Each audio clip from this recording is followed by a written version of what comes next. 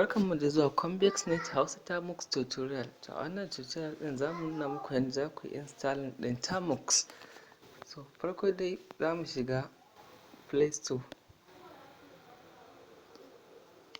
Muka shiga Play Store whatever ɗin. Muka buɗe data. Yauwa sai mu zo mu yi searching ɗin termux. Termux haka. Idan muka shiga.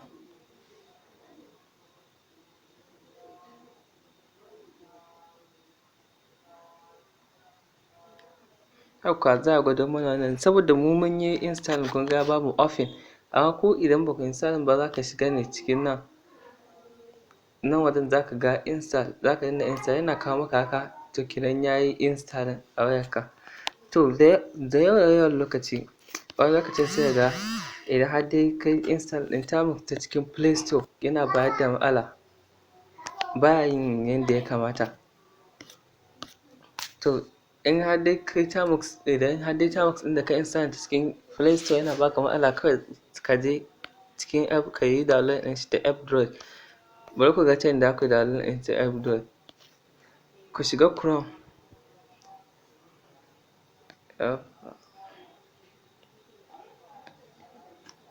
Kamar yanzu nan na shiga Chrome na buɗe new tab, sai mu yi searching ɗin F-Droid. Haka fa za ku saka F-Droid, yauwa kun gani fdroid.org. Sai mu danna enter. Sai ku ga wani F-Droid. To idan har dai ba wanda F-Droid zai kawo, zai mu yi download ɗin F-Droid.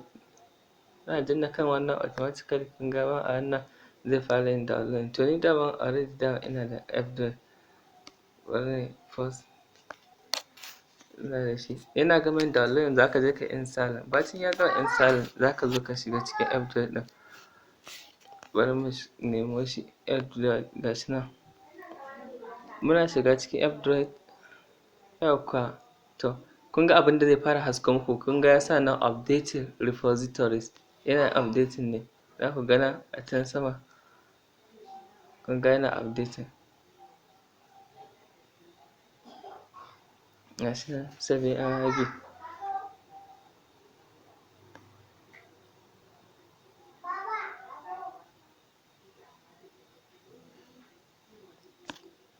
Wannan zai ɗan ja lokaci, bari mu ɗan tsaya ya gama tukun. To kun ga yana gama sai ya tafi processing kuwa. Bari mu ga. Yana ɗan daɗewa.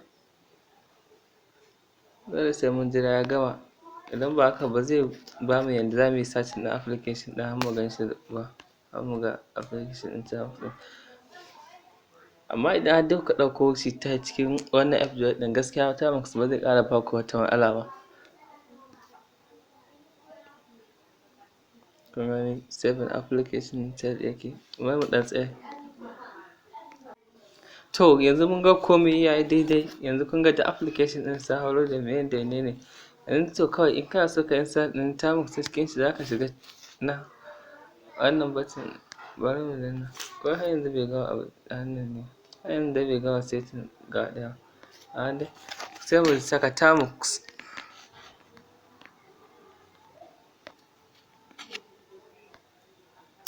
Har yanzu bai gama ba. Kaga sai wani tsayawa yake. Na yi back kuma. Mu saka termux. Sai na enter.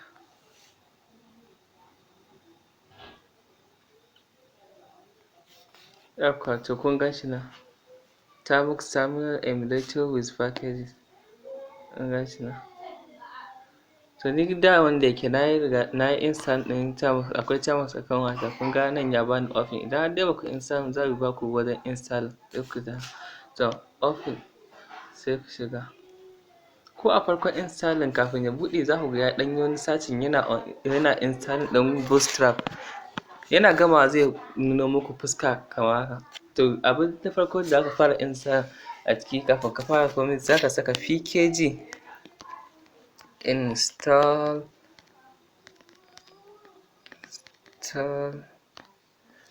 root repo minus repo. Wannan na farkon nan kenan, in kun gan shi root repo. Kawai sai ka danna enter.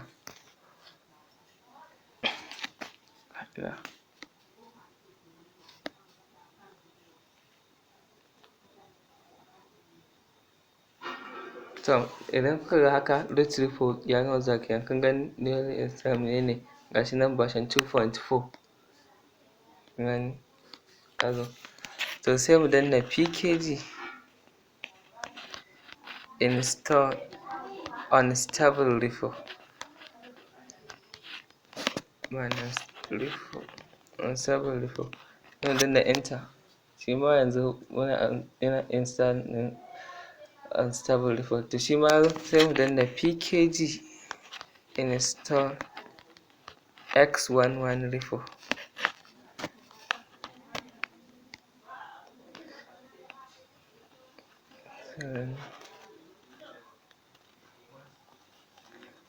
Shike wannan dai su ne kusan abubuwa masu na farko dai masu amfani da aka fara yi a cikin termux bayan ka install.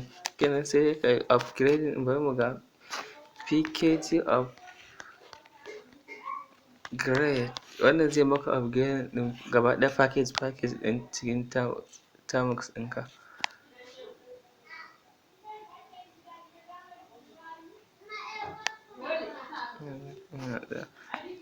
Haka bari mu sa pkg update, zai maka updating ɗinsu yanzu ko ga nan.